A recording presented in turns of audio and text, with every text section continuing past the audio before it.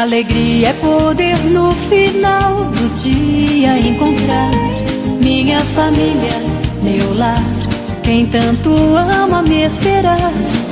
E saber que esta é uma riqueza que possuo. Minha família, meu lar, meu céu, meu mar. O infinito não seria suficiente pra mostrar a imensidão do amor do meu lar. O mais profundo oceano é incapaz de esconder a grandeza deste amor em meu ser. Família, você é vida. Família é alegria. Família, esperança, união e força, tão linda como o sorriso da criança.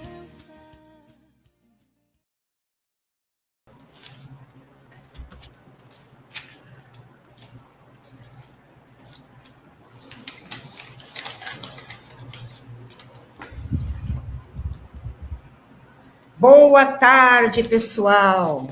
Está começando aqui mais um programa da Oficina Espírita da Família. E hoje, nessa tarde de véspera da Páscoa, né? Uma tarde bonita, um final de semana de muito sol. E nós estamos aqui para o nosso encontro de estudos. E hoje nós teremos o capítulo 34, com os recém-chegados do umbral.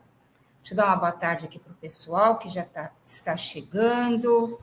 O Moisés já deu seu boa tarde. Ana Maria de Luna, boa tarde para todos da Oficina Espírita da Família. Boa tarde. A Érica também, boa tarde. A Érica cumprimentando a Glória. A Glória Macedo também dando boa tarde para todos nós. Uma feliz Páscoa para você também. Ana Maria de Luna já foi. Deixa eu ver aqui. A Érica cumprimentando todo mundo, cumprimentando a Ana Maria. Boa tarde, Érica. Boa tarde. A Érica sempre muito atenciosa. É verdade, Ana Maria. A Érica não trabalha aqui na comissão de frente, mas ela trabalha na outra comissão de frente, que é muito importante também, né? Fazendo seu trabalho há anos. Sempre ali, antigamente, ela ficava no telefone. Agora, ela fica nas redes sociais, né? Então, ela vai caminhando conforme as coisas estão acontecendo. E ela está aí, firme e forte, né? Boa tarde, Rosana de Oliveira Sakai, também com a gente aqui. Um beijão a todos. E vamos hoje começar com uma oração que é chamada... cadê Moisés? Vou dar vontade. Não, estava aqui. Ei, meu Deus. Será que o ventilador fez ela voar? Não. Perdi a oração da Páscoa que eu ia ler para vocês. Não, está aqui no saquinho azul. Essa mesmo. Achamos. O ventilador fez ela voar. Dá um voozinho aqui na mesa. A oração chama-se assim. Eu não falei boa tarde. Ah, você não falou mesmo, Moisés. Dá uma boa tarde aí para o pessoal. Desculpe. Como sempre eu fico para a segunda época, mas não fica não. Boa tarde a todos. Boa tarde aos que estiverem assistindo esse programa agora. Boa tarde aos que vão assistir esse programa depois. Uma boa Páscoa para todos vocês. Que o coelhinho possa descer pela chaminé e deixar um ovo bem gostoso para cada um de vocês, tá bom? A Páscoa é a única época do ano que o coelhinho bota ovo, tá bom, gente? Espero que vocês tenham ganho o seu. Que vocês todos sejam muito felizes nessa Páscoa, tá? Não esquecendo que a Páscoa se refere à passagem do nosso mestre, amigo, companheiro de Jesus.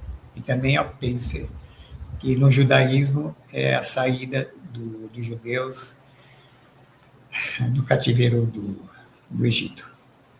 Isso mesmo. Agora, Moisés, Dá uma arrumadinha no seu cabelo, que o ventilador está desmontando você Deixa todinho. Aí, faz mal, deixa aí. Isso é bom, porque com a minha idade, quem tem cabelo se dá muito feliz. Ah, é verdade, isso é uma pergunta de verdade. Vamos lá. Gente, vamos à prece. O triunfo do Espírito. É a prece espírita de Páscoa.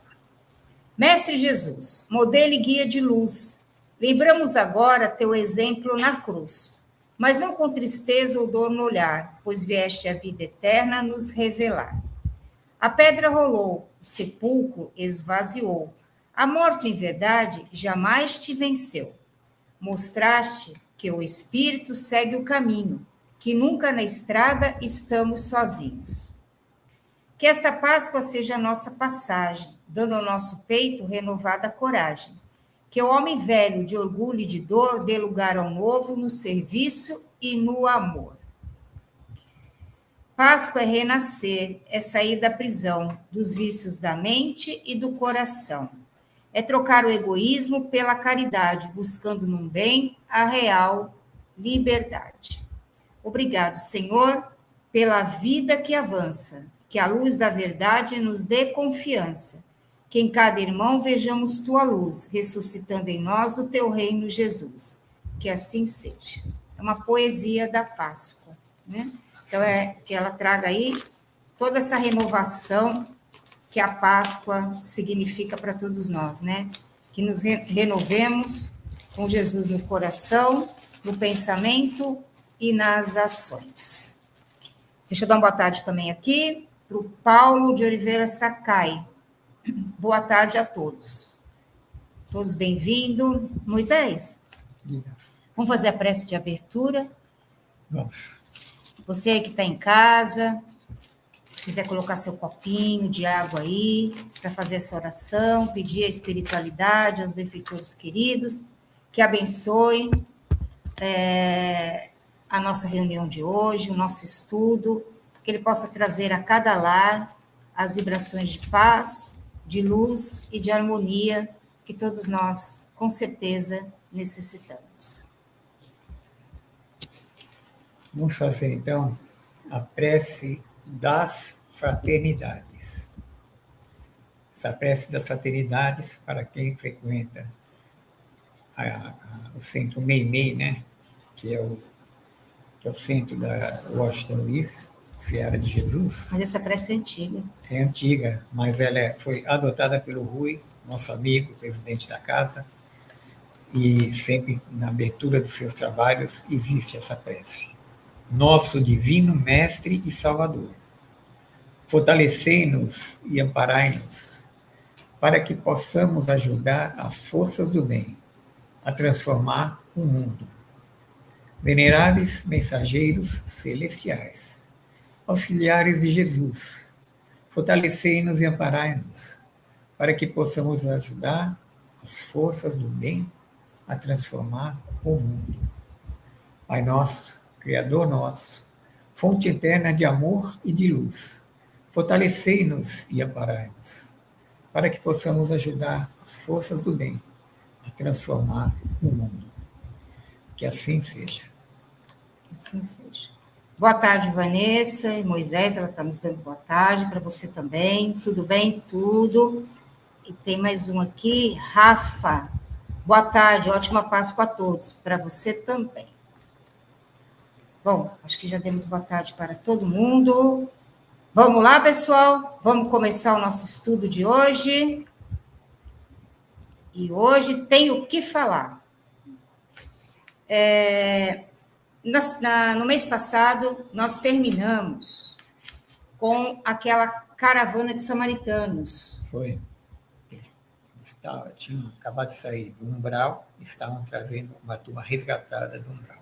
Eram aqueles espíritos que já tinham condições de alguma melhoria, né? Já mostravam alguma predisposição à melhoria, né? Então, de tempos em tempos, essa caravana de samaritanos, pelo Ministério da Regeneração, vai para umbral trazer esses espíritos que já têm condição de serem atendidos na colônia, tá bom? Então, a gente terminou aí com a caravana vindo, e vinham uns animais na frente, fazendo muito barulho, muito algazarro. O André Luiz ficou até espantado com tudo isso, mas diz que eles também fazem um trabalho de grande auxílio, de limpeza dessa matéria mental que agrega, né, que fica ali impregnando todo o umbral, né? Então, eles vão fazendo esse trabalho de limpeza. E de tempos em tempos, espíritos superiores também vão a essas regiões e passam o que a gente conhece de um fogo sagrado.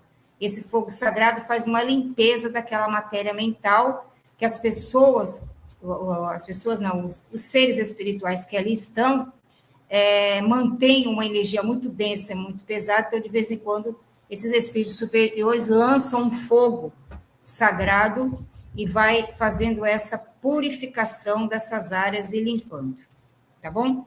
Que é chamar de fogo purificador. E nós vamos começar o capítulo com os recém-chegados do umbral. E aí, Moisés, vamos embora? Vamos. Senão você vai dizer que eu esqueci de você que está aí, né? Estancaram as matilhas de cães ao nosso lado, conduzidas por trabalhadores de pulso firme. Ou seja, no capítulo anterior nós vimos que o André Luiz escutou aqueles latidos daqueles cachorros. Aqueles latidos que eles estavam dando eram latidos alegres, né? Eles estavam conduzindo as carruagens, né, puxadas por mulas, algumas carruagens parecidas com aquelas diligências antigas do faroeste, né, daqueles filmes americanos, trazendo dentro deles aqueles espíritos que foram recolhidos do umbral. E por que eles precisavam dessa matilha de cães? Porque no umbral ele é muito pesado, tem muita entidade ainda assim na ignorância, né, no esquecimento, que ainda são muito, muito agressivos, e inclusive alguns que parecem monstros mesmo, de tão deformados que estão. E os cães estavam lá para que ajudassem nessa passagem, nessa retirada desses espíritos que foram recolhidos. Então, quando eles chegaram na parte onde estava o pessoal esperando, eles já se acalmaram, os cães, ficaram alegres, e as pessoas estariam sendo recolhidas. Daí a minutos, estávamos todos enfrentando os enormes corredores de ingresso às câmaras de retificação, que é por onde esses espíritos estariam passando para serem recolhidos aos locais onde eles seriam tratados. É como se fosse um pronto-socorro, né? Comparado a um pronto-socorro. É que nem se fosse um corredor polonês do bem.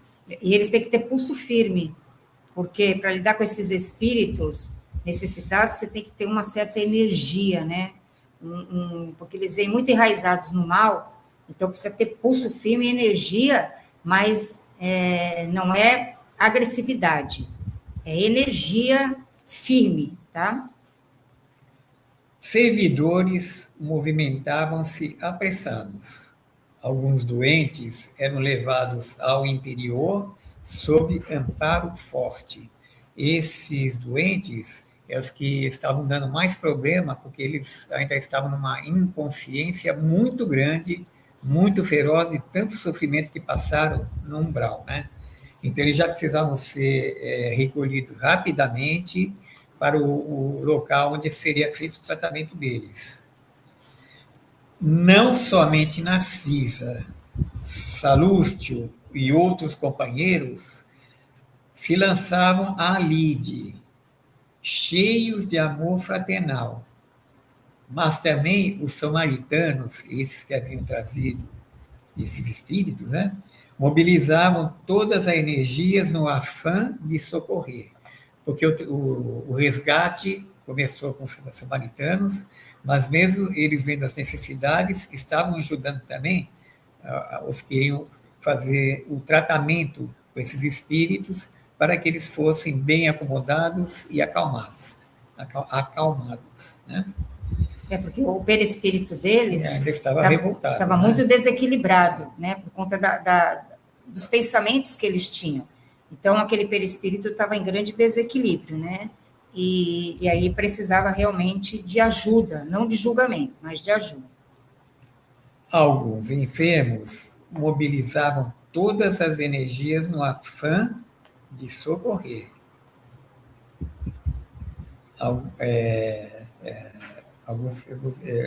humildade e resignação.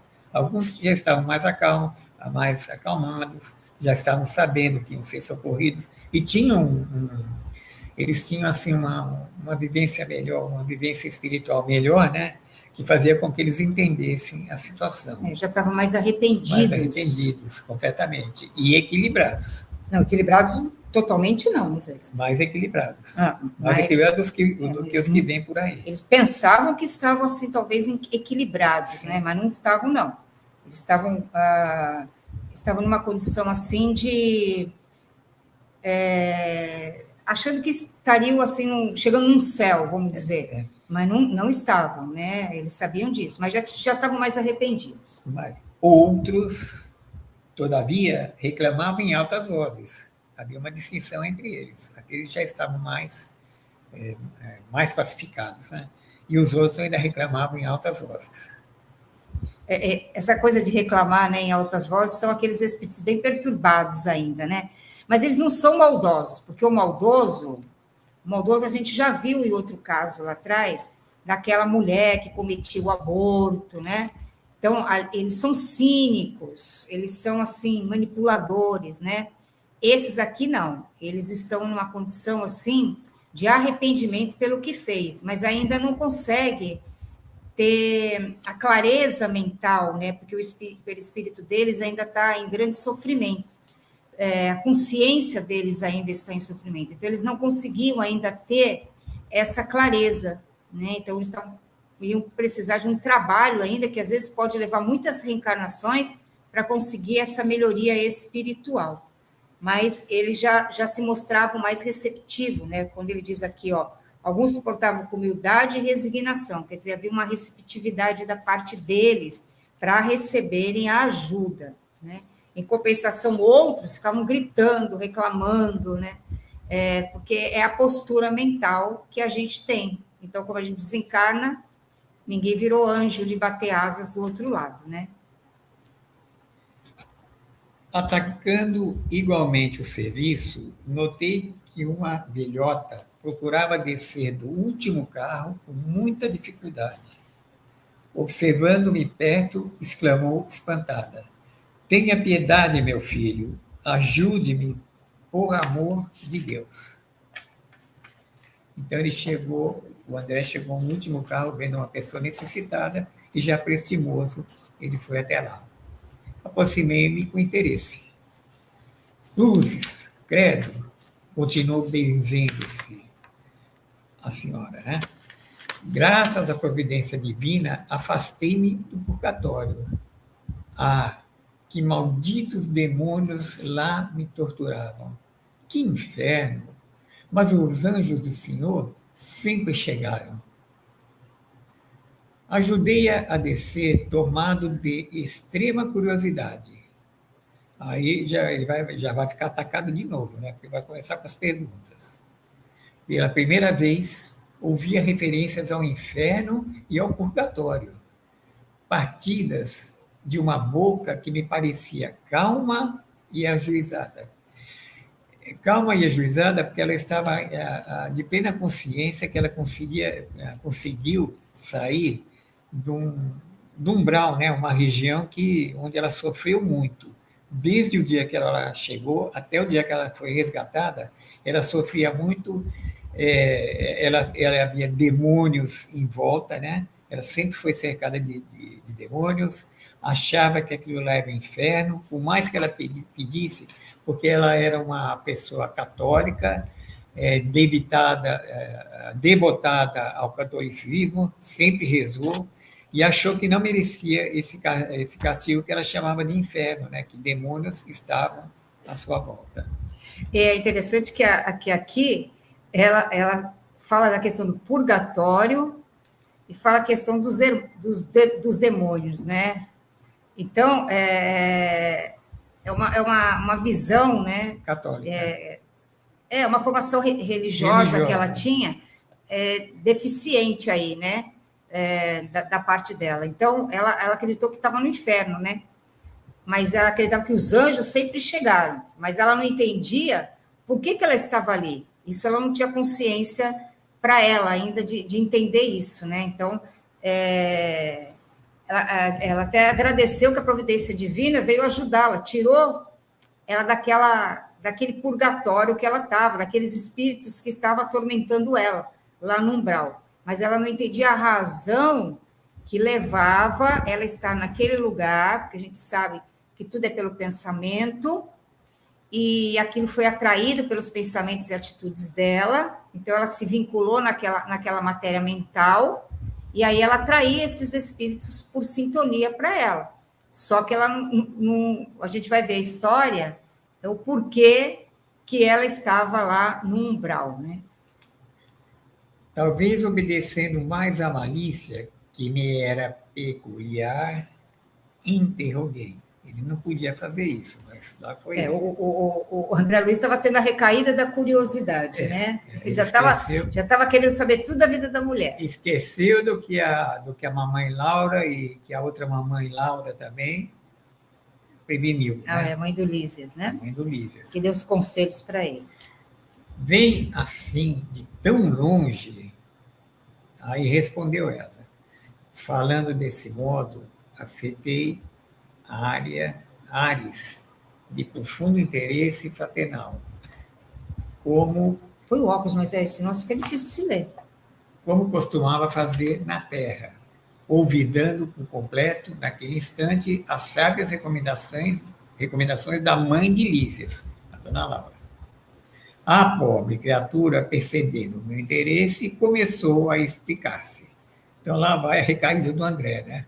Perguntando o que não devia, aí vai ter que escutar um pouquinho. E é engraçado que quem está assim, numa tarefa de socorro, não é para ficar fazendo interrogatório. Se o doente chega no hospital para ser atendido, você vai perguntar para ele, olha, o que aconteceu? Por que você caiu? Como que você machucou? O que aconteceu? O carro passou por algum lugar? Você tropeçou? Não, a primeira coisa que você vai fazer é cuidar do problema que ele está ali, né? Porque se você ficar fazendo interrogatório, pode desencarnar a pessoa, né? Então, o André Luiz já estava fazendo isso também, né? Ele estava começando a fazer um interrogatório, uma pessoa que estava chegando em condições de um doente espiritual. A pobre criatura, percebendo o meu interesse, começou a explicar-se. Ela veio de grande distância, né? De grande distância. Fui na terra, meu filho, mulher de muitos bons costumes.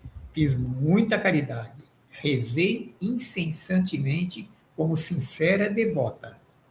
Mas quem pode com as artes de Satanás? Ao sair do mundo, vi-me cercada de seres monstruosos que me arrebataram em verdadeiro torvelinho. A princípio, implorei a proteção dos arcanjos celestes. Os espíritos diabólicos, entretanto, conservaram-me enclausurada.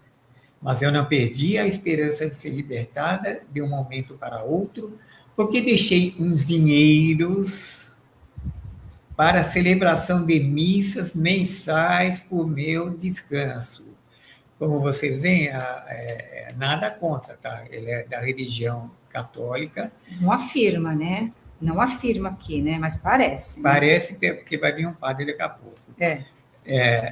Da religião católica, nada contra a religião católica, apenas que assim os ensinamentos que a religião católica dá para a pessoa é que ela possa fazer rezas, tal, tudo mais.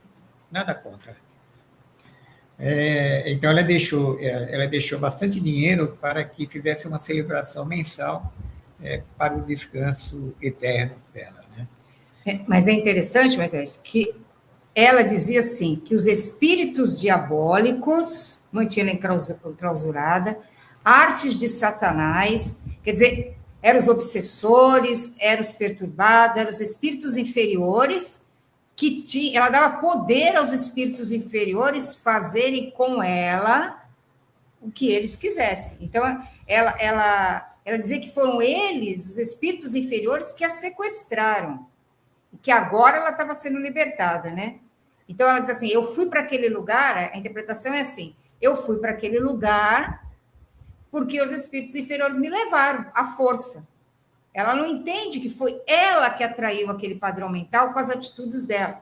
E a gente vai ver por que isso. Eles, na realidade, já estavam esperando por Já ela. estava esperando por elas, mas ela tinha chance de que ela seria libertada, né? E ela foi libertada, né? Então, ela era um espírito que, de todo o mal que ela fez, ela ainda tinha algum esclarecimento, mínimo que seja, né? Por conta da formação religiosa dela, mas o mal que ela ocasionou acabou lhe aprisionando mentalmente com essas entidades. E ela não entendia que a culpa não era deles, a responsabilidade era dela. Aliás, não é nenhuma culpa, né? É uma responsabilidade. A responsabilidade era dela. E ela não estava assumindo a responsabilidade, ela estava empurrando para Satanás, né? Empurrando para os espíritos diabólicos, menos para ela. Ela não tinha culpa nenhuma. Tá? Não tinha culpa, não, responsabilidade. Vamos lá, Marcelo. Atendendo ao impulso vicioso de perseguir assuntos que nada tinham a ver comigo, insisti. Como são interessantes as suas observações, mas não procurou saber as razões de sua demora naquelas paragens? Vendo o que fez o André? Oi? Viu o que fez o André? Sim. Já começou a investigar a vida alheia, coisa que Dona Laura, mãe do Lísias, falou para ele prestar muita atenção para não entrar em assuntos que não lhe dizem respeito. Né? E ele já estava seguindo aquele impulso vicioso que ele tinha, aquele hábito terreno. Né? Lá vinha ele de novo. Era um psicólogo, né? Absolutamente, respondeu ela. Absolutamente não, respondeu. Absolutamente, respondeu aqui então ela. Ah, o teu não tenho não, engraçado, né? Persignando-se. Como lhe disse, enquanto estive na Terra, fiz o possível por ser uma boa religiosa. Sabe o Senhor que ninguém está livre de pecar. Meus escravos provocavam rixas e contendas, e, embora a fortuna me proporcionasse vida calma, de quando em quando era necessário aplicar disciplinas. Ela não fazia, mas ela tinha um feitores. Os feitores eram excessivamente escrupulosos e eu não podia hesitar nas ordens de cada dia. Não raro, algum negro morria no tronco, para escarmento geral. Esse escarmento quer dizer... disciplina. É uma disciplina, né? Eles mostravam, colocavam todo mundo para ver. Matava com disciplina. Matavam com disciplina para que ninguém saísse do eixo. Outras vezes era obrigada a vender as mães cativas, um dos grandes erros dela, separando-as dos filhos, por questões de harmonia doméstica. Nessas ocasiões, sentia morder-me a consciência. Ela sentia alguma coisa, que ela fez alguma coisa errada, né? Mas era o trato que ela conhecia. Ela tinha dor na consciência porque ela não ficava em paz. Mas ela não se condoía com a dor do outro, né? Esse que era o detalhe. Mas todos os meses ela se confessava quando o padre Amâncio visitava a fazenda e, depois da comunhão, estava livre dessas faltas veniais, porque recebendo a absolvição no confessionário e ingerindo a sagrada partícula, era a hóstia, estava novamente em dia com todos os meus deveres para com o mundo e com Deus. Então, geralmente nas fazendas, eles têm aquela capelinha, né? E deve ter sido uma fazendeira muito rica, que o padre, que nem no caso aqui, o padre Amâncio, vinha uma vez por mês, para escutar ela se confessar. Ela não precisava ir nem no confessionário da igreja, ela se confessava e o padre falava, devia falar para ela rezar três Ave Maria, 5 Pai Nosso, e estaria livre dos seus pecados. Estaria livre dos seus pecados. E ele saía assim com uma bolsinha bem farta, né, no bolso, né, de presente dela para ajudar nas obras da igreja.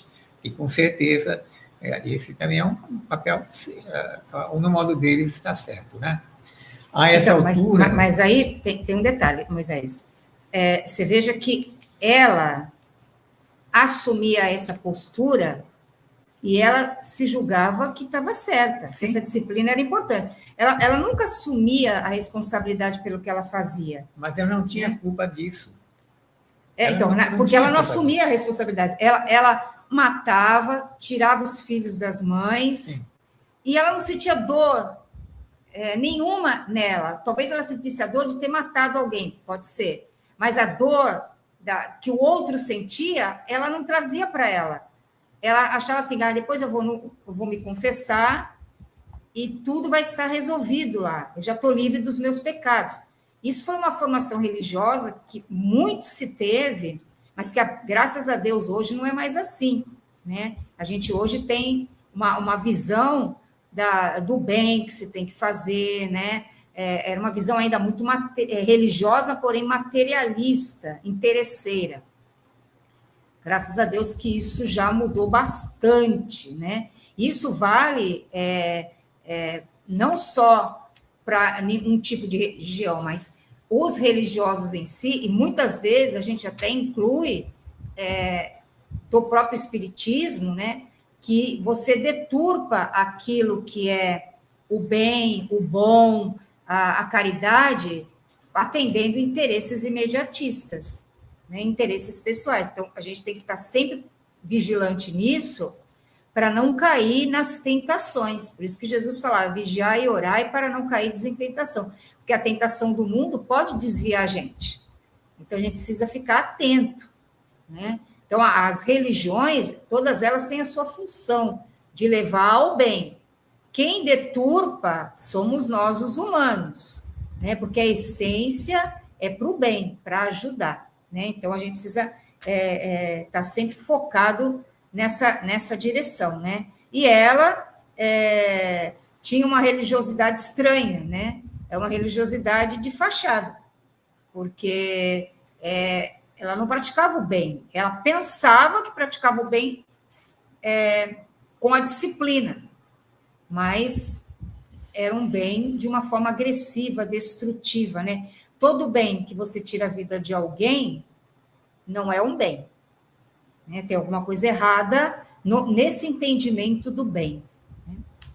É isso, Moisés? É isso, como a gente vê até agora, ela é culpada pelo que ela fez por falta de conhecimento maior.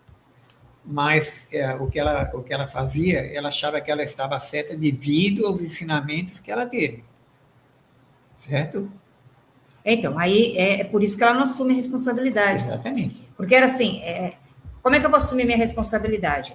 Eu vou lá e me confesso e estou livre dos meus pecados. Então, ela sempre projetava para fora a solução das coisas. Ela nunca olhava para dentro dela para verificar se aquela atitude causou dor ou sofrimento em alguém. Dizendo para si mesma que ela não tinha feito mal nenhum. Aí é interessante, ela vai para o purgatório, ela diz que as entidades inferiores, Satanás, sequestrou ela. Mas esse mal que ela gerou, ela não conseguiu, no mental dela... Não compreendia. Ainda. Não compreendeu que foi isso que a levou para ir para essas regiões. Porque o pensamento é uma matéria mental, né? É fluido cósmico universal modificado. Então, ela precisava educar os sentimentos, ela precisava incorporar novos valores, coisa que ela não estava fazendo isso, que a religião poderia estar trazendo para ela. Ela não estava olhando dessa forma. Então, ela não olhava para ela olhava como ela poderia administrar fora e resolver a questão sempre fora. Então, ela achou que ela até dando dinheirinho lá, né, para celebrar as missas mensais, as obras da igreja. Então, ela pagou para ter o descanso espiritual. Então, veja aí a visão que ela tinha de religiosidade e espiritualidade, né? Para eu ter o meu descanso lá na espiritualidade, a minha casinha, o meu lugar santo, eu pago para a igreja e vou ter o meu lugar lá. É a visão deturpada dela. Tá? Foi isso que ensinaram para ela. porque ela entendeu na visão dela. Aonde se diz que ela não tinha culpa porque foi ensinada assim. Ela Ela só não teve o livre-arbítrio para tentar mudar as coisas, né? Ela tem uma formação religiosa deficiente, né? A essa altura, escandalizado com a exposição, comecei a doutrinar. Minha irmã, essa razão de paz espiritual era falsa. Os escravos eram igualmente nossos irmãos. Perante o Pai Eterno, os filhinhos dos servos são iguais aos dos senhores. Ouvindo-me, ela bateu o pé autoritariamente e falou irritada. E isso é que não. Escravo é escravo. Se assim não fora, a religião, presta atenção, a religião nos ensinaria o contrário. Tá vendo como é que é a visão Então, que é? Por isso que eu digo que a culpa dela era meia culpa, né? Pois se havia cativos em casa de bispos tinham cativos, Tinha escravos. escravos, quanto mais em nossas fazendas, quem haveria de plantar a terra, senão eles? E creia que sempre lhes concedi minhas senzalas como verdadeira honra. Em minha fazenda nunca vieram ao terreiro das visitas, senão para cumprir minhas ordens. Padre Amâncio, nosso virtuoso sacerdote, disse-me na confissão que os africanos são os piores entes do mundo, nascidos exclusivamente para servirem a Deus no cativeiro. Essa parte é que ficou assim. Essa parte é forte, né? É forte, né? Se o padre Amâncio é um sacerdote, né? Ele falou para ela na confissão, para tirar alguma possível culpa dela, né? Que os africanos são os piores entes do mundo. Então, aí você vê, nascido exclusivamente para servir a Deus no cativeiro. Então, essa foi uma visão que se tinha, por isso que se escravizar, a gente teve, os escravos, eles foram, os negros foram escravizados, porque tinha essa visão de que eles não eram considerados irmãos nossos. Mesmo com a vinda de Jesus, ainda não se aceitava isso. Como não se aceitava a mulher na sociedade, eram os preconceitos que existiam, né? E esses preconceitos também eram enraizados nas religiões. Graças a Deus que isso está mudando, e mudando muito, né? Porque ela tinha uma visão de que o negro foi feito para servir. Ela não tinha visão que aquele ser estava naquela condição, vivendo naquela condição para servi-la, para ajudá-la, mas que é um irmão também encaminhada com ela, e que era para os dois crescerem. Então, a gente tem que olhar que todos nós somos irmãos perante a divindade. Não importa a cor de pele, não importa a religião, não importa nada disso. Todo mundo é igual. Hoje, você veja, hoje ela está aqui na condição de senhora de uma fazenda. Muito provavelmente, ela vai aprender esse valor, essa responsabilidade, vindo no meio de escravos ou no meio de servidores, muitas vezes com aquela discriminação racial. Para quê? Para que ela dê valor e entenda que todos somos irmãos. Então, vai ter muitas reencarnações, muitas vezes dolorosas, para quê? Para descristalizar essas emanações que ela criou dentro do seu próprio perispírito. São as cristalizações do espírito, que você não consegue resolver de uma encarnação para outra. Vai precisar de muitas reencarnações para se dissolver disso. Então, séculos, muitas vezes, de lutas, de sofrimento, e isso vai ser o quê? No dia a dia. É um processo, às vezes, lento, mas vai acontecer. Aí você vê hoje muitos movimentos em prol e favor da melhoria de todos. Para quê? Para que a gente possa entender o valor de que todos somos irmãos. A Vanessa colocou uma informação, uma pergunta aqui, eu acho que é uma pergunta, peraí, deixa eu ver aqui. Deixa eu puxar aqui nos comentários, deixa eu trazer aqui. A Vanessa diz assim, ela cumpria os rituais e não trabalhava a reforma íntima. Exatamente isso.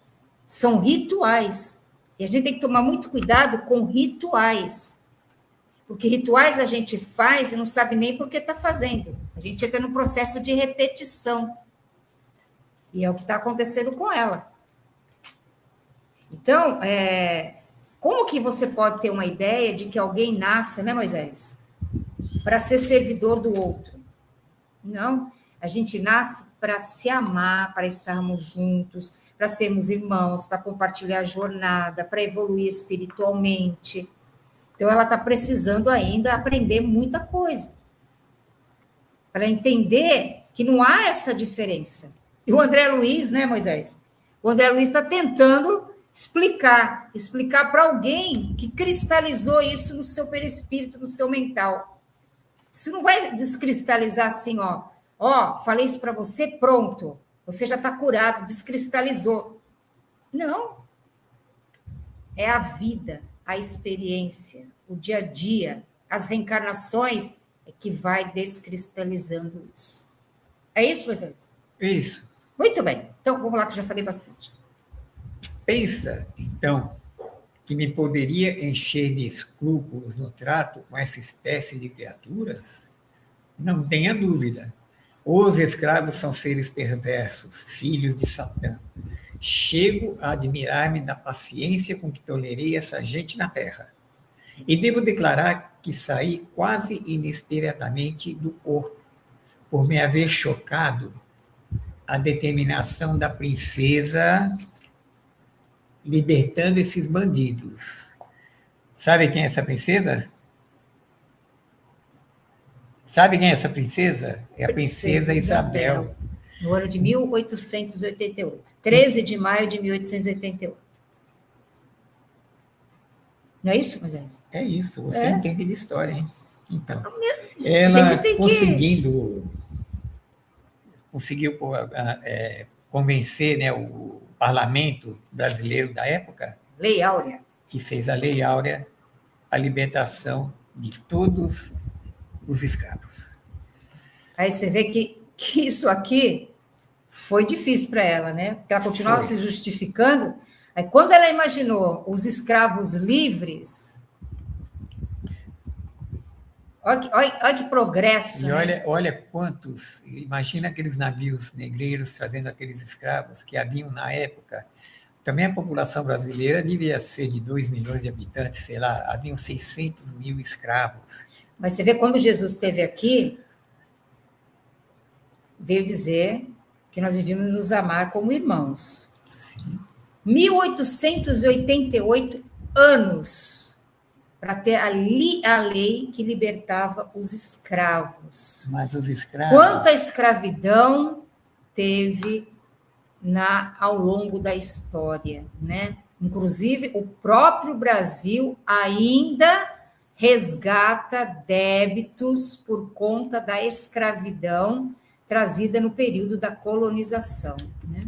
Escravos que eram levados para a plantação contavam nessa época, em 1888, com 472 anos, que os outros países do mundo, principalmente, vamos falar os principais da época, né, Inglaterra, tudo mais, eles já pegavam esses escravos, um trabalho desse, mas eles libertaram completamente esses escravos, inclusive na América do Sul. O Brasil foi o último país a libertar esses escravos. E sobre a nossa princesa Isabel, essa grande patroa nossa, né, essa libertadora, né, essa que deu aqui ao Brasil a pátria do Evangelho, que concedeu essa graça, conseguiu convencer o parlamento brasileiro a libertar os escravos, foi um avanço muito grande na época. Um ano e pouquinho depois... Proclamação da República. Proclamação da República, em 15 de novembro de 1889. E ela teve que pegar o barco e se mudar aqui do nosso Brasil, né? ela teve que ir lá para a França, né, junto com seu marido, o Conde Deu, porque aqui no Brasil já estavam havendo muitas coisas contra a República. Eles achavam que com Dom Pedro II estava exilado no exterior, que estava com a cabeça preta, nem podia aparecer, e ele era o monarca do Brasil, ela era a princesa, né? A nossa era só uma princesa aqui, ela não era a rainha. Mas como era uma rainha casada com um estrangeiro, os brasileiros, os políticos daquela época achavam que ela seria, que o país seria entregue a uma potência estrangeira. E ela foi obrigada a se mandar daqui também, né? Vamos voltar aqui, Moisés? Senão você vai começar a falar de história. Eu quero falar história, eu queria ter uma história. Tem uma história aqui que você vai ver, a história que vai continuar aqui. Decorreram muitos anos, mas lembro-me perfeitamente. Achava-me adoentada havia muitos dias. E, quando o padre Amâncio trouxe a nova da cidade, que é a libertação dos escravos, piorei de súbito. Como poderíamos ficar no mundo vendo esses criminosos em liberdade? Certo, eles desejariam escravizar-nos por sua vez e a servir a gente dessalária. Não seria melhor morrer? Recordo que me confessei com dificuldade. Recebi as palavras de conforto do nosso sacerdote, mas parece que os demônios são também africanos. Não tem jeito assim. E viviam à espreita, sendo eu obrigado a sofrer-lhes a presença até hoje. Foi tu que procurou isso? Você vê, os demônios são também africanos. Você vê, é sempre... É racista. É sempre a culpa dos outros. Essa é racista. Né? É sempre a culpa dos outros. Os demônios são africanos, a culpa de Satanás. Ela não assumia a responsabilidade. Não reconhecia. Né? Por isso que ela acreditava que ela foi sequestrada para aquela região, porque eles levaram ela. Né? Ela acredita que, no fundo, que ela foi sequestrada por esses escravos que ficaram livres. Lógico que ela onde estava no umbral, estava vendo eles. E agora você vai ver quanto tempo ela ficou nesse umbral aí. E ela ela está com a mente cristalizada nessa época aqui que ela desencarnou, em 1888. E o André fez aquela pergunta. E quando veio, perguntou para ela. Ela falou, em maio de 1888. Mas ela estava no umbral já quase, se não estava já há 50 anos no umbral, né? Então, se ela desencarnou, se ela chegou em 1888, e nós estávamos aqui em plena Segunda Guerra Mundial... 43. 50 anos de umbral. 18, 28, 38. Ficou 50 anos no umbral. 55 anos. No umbral. E ela está congelada, a mente dela está congelada nesse momento. Já andou muita coisa e ela não sabe disso. Mas ela recebia ainda muita prece. Aqui a gente vai ver aqui na frente que ela recebia muita prece. Experimentei estranha sensação de espanto. O André Luiz ficou espantado, né? A interlocutora fixou o olhar embaciado no horizonte e falou: é possível que meus sobrinhos tenham esquecido de pagar as missas. Ela achou que aquele dinheiro lá que todo mês depositar para ela, né, para fazer a missa, os sobrinhos tinham esquecido de pagar. Pô, os sobrinhos já tinham ido para as cucuia também, né? Porque passaram 50 anos, né? Você vai pensar que tinha que pagar a missa para ela ficar bem lá no plano espiritual, né? Olha o que ela raciocinou. Pô, se eu fui recolhido por esses seres, né? Satanás estava lá, é porque eles não pagaram a missa, né? Deixaram de pagar. Se deixarem de pagar, eu me dei mal, né? Olha a visão religiosa, espiritual que ela tinha, tá? Entretanto, deixei à disposição em testamento. Ela deixou no testamento essa disposição que ela queria que os sobrinhos dela, que seriam os herdeiros dela, todo mês pagassem uma missa para ela. Mas sobrinhos receberam aquilo lá, todo mês pagavam, morreu, outro morreu, não deram sequência. A gente e não pararam. sabe aí, né? Pode ser, né? Mas acho que sim, é que ela está lá, né? Ela parou em 1888. Foi lá que ela parou. Ela parou no momento do desencarne dela e de reencontrar aqueles espíritos que ela chamava de demônios. Como o André Luiz. O André Luiz também, mentalmente, ele está parado naquele ponto que ele desencarnou e a mulher está esperando ele. Passaram 8 anos, ele ficou só 8 anos lá. Mas ele acha que... Já passou um pouquinho mais. Vamos lá. Ia responder convocando-lhe os raciocínios à zona superior. Ia dar conselho. Fornecendo-lhe ideias novas de fraternidade e fé. Mas Narcisa aproximou-se e disse bondosa: André, meu amigo, você esqueceu que estamos providenciando alívios a doentes e perturbados? Que proveito lhe advém de semelhantes informações? Os dementes falam de maneira incessante, e quem os ouve, gastando interesse espiritual, pode não estar menos louco. Então, ela veio e fez uma moderação, né? Assim, né? Calma, André, pisa devagar, né? É porque a senhora perdeu a noção de tempo. Totalmente. Eu não sabia em que época que ela estava. Ela não conseguia avaliar o que ela tinha feito. Não estava ainda preparada para entender que aquilo que ela tinha feito não era correto. E o André Luiz queria discutir com ela, colocar valores superiores naquele momento. Não dá, o espírito ainda não está preparado para isso. Isso é um processo. Por isso que a gente tem que aprender que às vezes a gente quer doutrinar as pessoas, às vezes a gente quer educar as pessoas, dizer o que está certo, o que está errado. Se o outro não está preparado para isso, não dá. A natureza não dá saltos, tem que ser gradativo para esse processo de entendimento. Às vezes a gente quer fazer com que a pessoa às vezes venha para a nossa religião, que siga aquilo que a gente quer. É do tempo de cada um. Né? A gente tem que respeitar o tempo e a necessidade de cada um. Né? E aquilo que dá liga magnética com você. Gente, tudo bem por aí? Eu esqueci de dar um oi aqui para a Ida. A Ida também estava aí.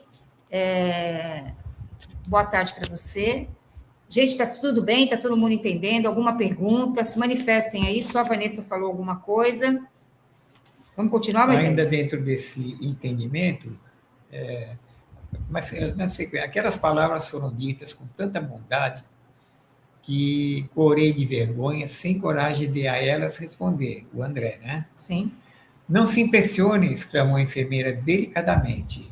Atendamos os irmãos perturbados. Atender.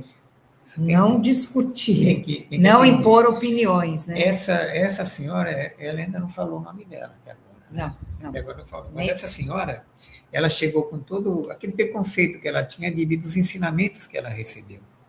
Então, se continuasse esse papo do André, ela jamais entenderia se o André falasse para ela: irmã, mas esses seus escravos são irmãos nossos. Ele ameaçou falar. Sim, mas a Narcisa chegou a tempo, porque ele ia dar essa sequência. Como que ela ia entender? Ela não vai entender agora. Ela vai entender daqui a alguns tratamentos que ela vai receber, quando ela estiver mais apta a compreender que não importa a cor da nossa pele.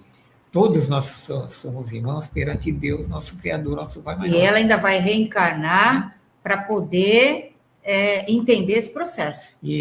Não vai ser com palavras, vai ser com experiência. Entendo vocês o que a Margarete acabou de falar. Ela vai reencarnar como escrava. Nós estamos aqui na feitura desse livro em 1943. A escravidão acabou no Brasil? Aparentemente. Ainda temos muitos brasileiros que são escravos até hoje e ao redor do mundo existem escravos ainda. Nós não libertamos o mundo da escravidão. E ainda, com referência ao continente africano, existe escravidão forçada até hoje. Mas a gente não vai muito longe. A escravidão, tem pessoas que trabalham nas casas das pessoas, que trabalham nos prédios, e são tratados como se fossem insignificantes. São, porque tem uma profissão Porque, inferior. porque e são assim ou não tratados. tem uma faculdade, tem muitas discriminações por causa disso. Sim. Então, isso também é uma forma de escravização do outro, né? Eu lembro até de um caso, a Roseli que gosta quando eu conto meus casos. Tinha uma conhecida que ela tinha uma pessoa que trabalhava na sua casa. Essa pessoa que trabalhava na sua casa nunca entrava pela porta da frente e nunca comia sentado na mesa. Porque ela dizia que empregado é para entrar pela porta dos fundos e comer o que sobrou do almoço, do almoço da casa que as pessoas comeram. Então, você veja, uma pessoa que tinha um conhecimento religioso e atendia uma pessoa dentro da sua casa dessa forma. Então, isso é uma escravidão. E a gente precisa ver que isso acontece assim, não é pouco, não. Dentro do nosso dia a dia, nas casas, nos comércios, muitas pessoas são escravizadas em horário, escravizadas, não recebem, trabalho não recebem. Isso também é uma forma de escravização, né? Você precisa do trabalho do outro, mas você não paga pelo trabalho do outro que é executado. Então, a gente ainda tem esses valores, ainda conosco, melhorados, sim, mas ainda tem. Deixa eu procurar aqui que o pessoal está escrevendo aqui. Deixa eu ver aqui. Deixa eu ver a Vanessa aqui. A Érica, aqui. Tá muito bacana as explicações desse capítulo, que é muito interessante, por sinal. Aí a Vanessa diz assim: nosso caso de reencarnação compulsória, onde o espírito não aceita com clareza aquela condição, pode acontecer com ela, que viveu discriminando de maneira tão inconsciente? Pode sim, que tem uma reencarnação para aprender esses valores. Tudo tem um aprendizado, né? E a gente vai aprender a desenvolver esses valores de humanidade, de irmandade, uns com os outros, né? Então, a gente vai sempre estar sendo colocado nas experiências, né, Moisés? Que leva a isso. Você não concorda? Concordo.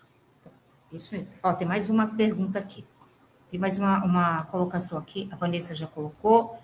Verdade, Margarete, diz a Érica. Infelizmente, hoje em dia ainda existem alguns tipos de escravidão, muitas vezes velado, mas que existem sim. Existem sim. E que a gente, como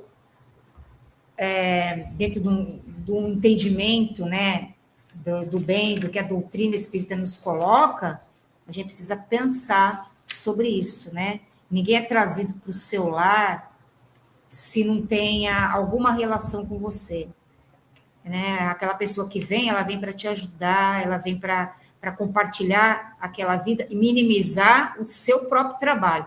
Então, precisa ser reconhecida também.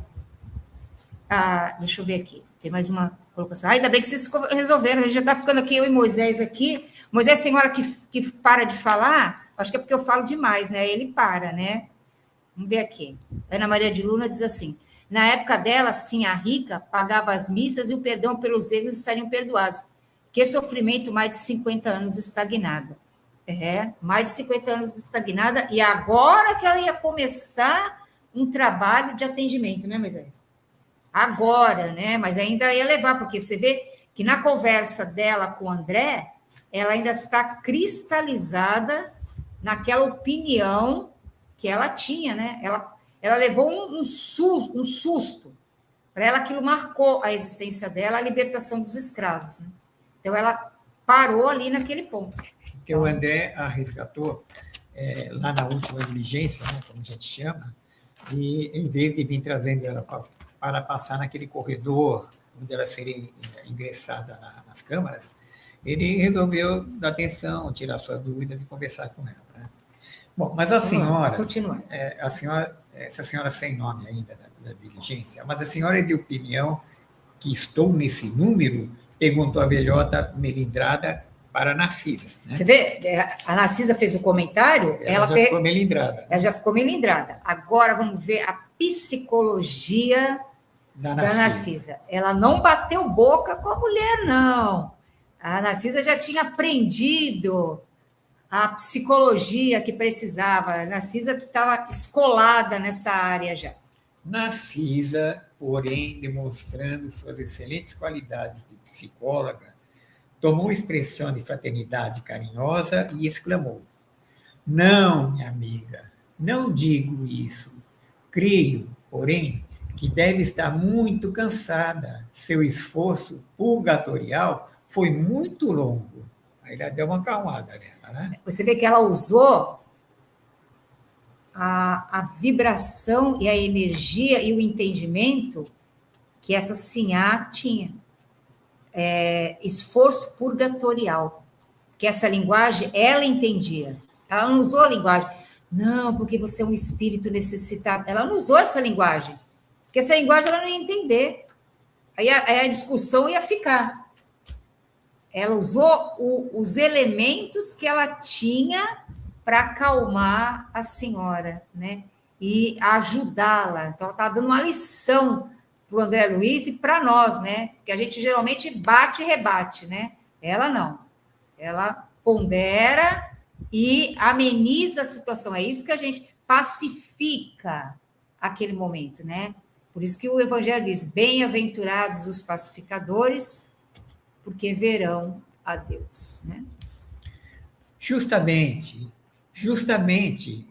esclareceu a recém-chegada do umbral. Não imagino que tenho sofrido, torturada pelos demônios. A pobre criatura ia continuar repetindo a mesma história, mas Narcisa, ensinando-me como proceder em tais circunstâncias, atalhou. Não comente o mal. Já sei tudo o que lhe ocorreu de amargo e doloroso. Descanse, pensando que vou atendê-la.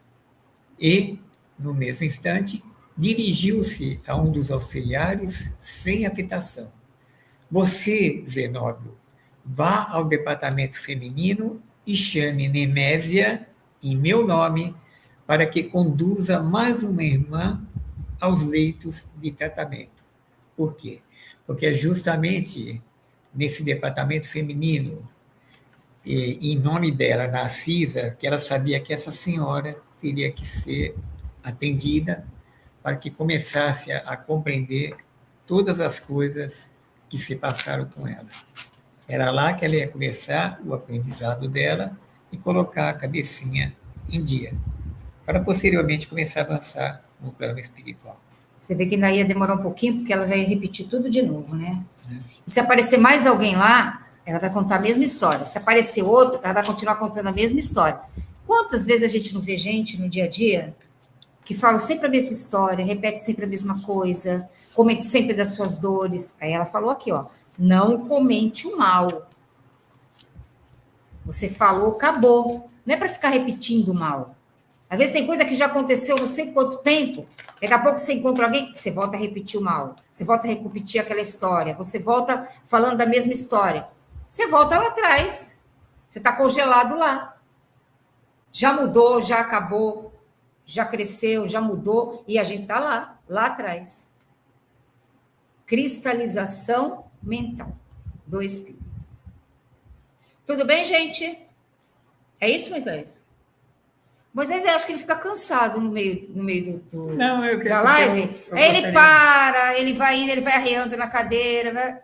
Eu não sei o que acontece. Eu gosto muito de histórias. Ele gosta de contar história, né? História. Pessoal, todo mundo conheceu a Princesa Isabel, né? A Princesa Isabel foi quem fez a Lei Áurea e conseguiu libertar os escravos. Diziam que a Princesa Isabel, na vida dela todinha, ela tomou só 2 banhos. Uma, quando puxaram a cabeça para baixo, que ela nasceu, e deram um banho nela. Outra foi quando, o segundo banho que ela tomou na vida, foi quando ela se casou com o Conde de Deus. Foi o segundo banho que ela tomou na vida, nunca mais tomou banho. Mas se vocês acharem que isso aí é gozado, gente, antigamente acontecia isso mesmo. Porém, a história contou de uma maneira errada. Não foi ela, a Princesa Isabel, que não tomava banho. Quem não tomava banho foi a rainha Isabel. Era uma rainha que tinha lá na Espanha, por volta do século XV. Essa rainha que tomou esses 2 banhos na vida dela. A Princesa Isabel, não. A princesa Isabel, ela era mais moderada. As pessoas que trabalhavam com ela escreveram, às vezes, que ela tomou banho. Ela tomava banho uma vez por mês. Mas, antigamente, era assim mesmo. Não é que elas não tomavam banho. O banho, antigamente, isso no século retrasado já, né? No século retrasado, a pessoa não tomava banho como a gente toma banho. A gente tem um chuveiro à nossa disposição. Há 150 anos atrás, por aí, a pessoa não tomava banho. Eles pegavam uma toalha, molhavam a toalha e passavam em volta do corpo. Porque tomar banho podia ocasionar que elas pegassem um resfriado muito, muito forte. Tomar um banho quente, elas também podiam ter um ataque do coração e tudo mais. Mas consta a história, para quem quiser estudar a história, que ela tomava uma vez por mês. Brincadeira. Vamos pular o banho? Para a gente é brincadeira. Vamos pular o banho, porque a Ana Maria fez uma história. piadinha com você. Sem Moisés. O Moisés está pensando no ovo de Páscoa que vai comer no domingo, por isso que ele está pensativo. Não, um ovo de Páscoa que o coelho bota, não vou comer, não. Ovo de coelho não vai dar certo. Não vai dar certo, não. Gente, vamos para as ararinhas? Acho que a Érica já mandou aqui, né? Deixa eu ver. Érica, boa tarde. Nem dei boa tarde para você. Ai, meu Deus. Onde é? Aqui ou aqui? Aqui. Para cá ou para lá? Para frente. Normal. Não, para cá, normal. Vamos lá para a primeira ararinha. Vai ser para Glória Macedo. Glória Macedo, todo dia eu reconheço que tenho novas coisas a aprender, outras a esquecer e muitas, muitas outras a agradecer. Agora para Ana Maria de Luna. Ana Maria de Luna, bendito seja o tempo que se encarrega de nos dar respostas, curar feridas, trazer serenidade, levar a dor, plantar a coragem. Agora para Vanessa. Vanessa, Deus te fez para vencer. Você pode, você consegue, você é capaz. Abraça o seu novo dia com confiança, coragem e fé. Isso. Agora para o Rafael Sakai. Rafael Sakai, se a gente espalhar coisas boas, a vida se encarrega de trazer coisas melhores ainda. Para Rosana Sakai. Rosana Sakai, o que para mim é impossível, para Deus é só questão de tempo. Para o Paulo Sakai. Paulo Sakai, olha esse pensamento. Quando olhei para trás e vi o quanto percorri e cresci, olhei para cima e agradeci. Para Aida. Aida, que os cansaços diários não te impeçam de ter gratidão pela vida. Para Clara Iga. Clara Iga, não cabe a nós controlar o tempo. O que nos cabe é amar enquanto é tempo. E para o André Luiz Iga. André Luiz Iga, que a simplicidade das coisas nos mostre o quanto a vida é importante. E para quem for ouvir, para Érica. Érica, preste atenção no seu desconforto. Por trás dele sempre há uma lição. Isso mesmo. Agora, deixa eu ver, a Vanessa escreveu aqui. Obrigada pela ararinha linda. Feliz Páscoa a todos. Com Jesus, nosso Mestre, Senhor da vida e do amor. Para vocês todos aí da oficina, uma feliz Páscoa. Que tenham, assim, um final de semana maravilhoso. Próximo sábado, a gente vai estar aqui de novo com o programa, com o nosso próximo capítulo. Próximo capítulo é o 35, Encontro Singular. Também um capítulo bem interessante. E na terça-feira, às 20 horas, o programa Se Liga na História. Então, desejo a todos vocês uma Páscoa maravilhosa. Nossa gratidão por vocês estarem aqui conosco, compartilhando o programa. Não esqueçam de dar o seu like, o seu joinha, compartilhar, para que o canal possa ter relevância. Tá bom, gente? Moisés, suas considerações finais?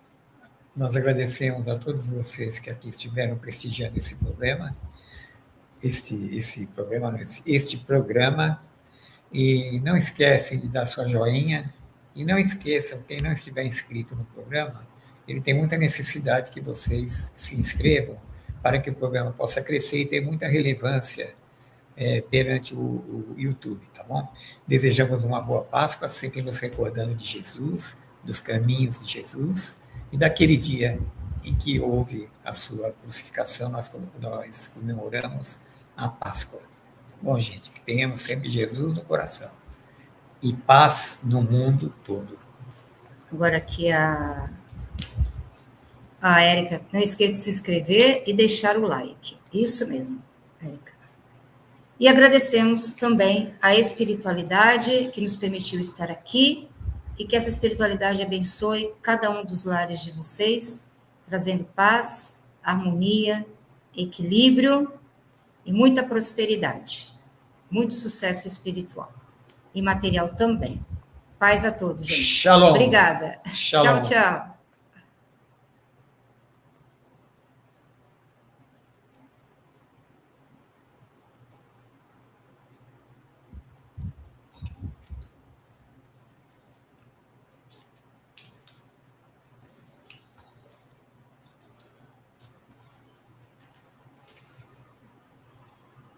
O que está acontecendo? Não está terminando. Não está fechando.